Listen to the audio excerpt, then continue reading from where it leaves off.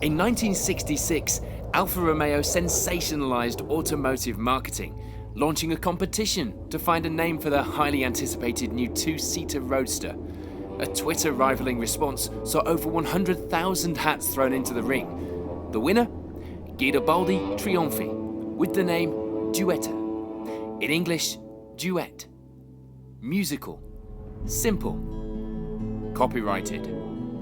A quick ballot round the pizzeria next to the factory, and a replacement name was decided upon. This is the Alfa Romeo Spider. Sounds very Italian, doesn't it? Very Ferrari, Lamborghini. However, it is based on the English word speeder, which takes some of the romance away. But that's not the only passion killer about this sporty little Italian number. The issue with the copyrighted name was one of three notable issues, shall we say, throughout the car's history. The second one was unreliability. The Spider, particularly in early form, had some very well documented issues, namely electrical. And the third? Facelifts. There's nothing worse than turning up with your 23-year-old Italian redhead for half of your mates to look at the floor and shuffle uncomfortably. This car divides opinion. But do you have to be a die-hard Alfa Romeo fan to appreciate the beauty of the Alfa Spider's quirkiness? Apparently not, if you're a film star. And I'm not talking about me. No, Dustin Hoffman drove a Series 1 Alfa Spider in the Hollywood blockbuster The Graduate. The film celebrated the car's well-documented reliability issues in the scene where a characteristic faulty gauge causes Hoffman's character to run out of fuel.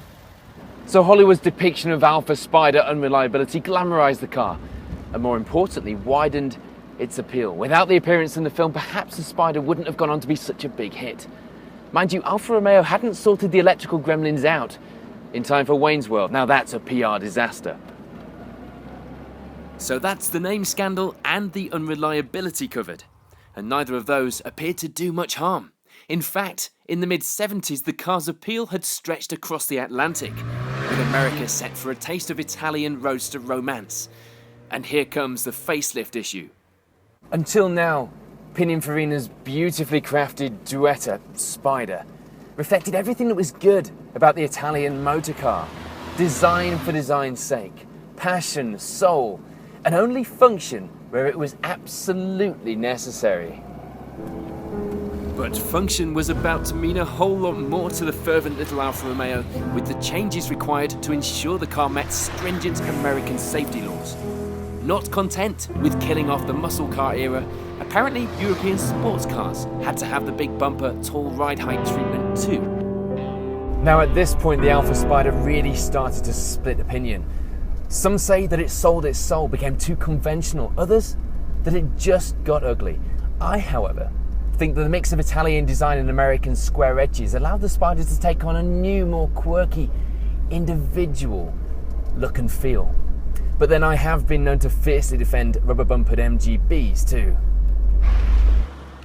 Whether you agree that by the time this Series 4 Spider was released, the car was beautiful or not, you couldn't disagree that it was different. And still is. It's a car that for some reason encourages comparisons. In 1 week with the car, I've discussed its vague resemblance to the Jensen Healey, the Ferrari 246 Dino, and the Reliance Scimitar with various people. But for me, there's a comparison that really hits home with the Series 4 Spider, and that's the MG RV8. Bear with me. Not only in looks, but also in concept. The RV8 reinvented a classic British sports car with modern looks and equipment, but with the heart and soul of an MGB. Now for me, the Series 4 Spider captures the heart and soul of the Italian sports car on which it stakes its claim, even if, for most of its production life, it could be argued the main focus for the Spider was North America. The Series 4 Spider definitely hasn't forgotten its roots.